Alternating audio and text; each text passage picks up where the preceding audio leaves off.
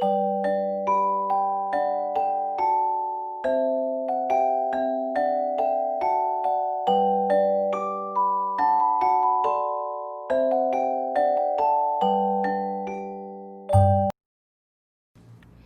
guys, welcome to my new video. So today we are going to make an owl. Shapes needed for the owl are two big semicircles, two small semicircles, and two big eyes and two small eyeballs and this shape.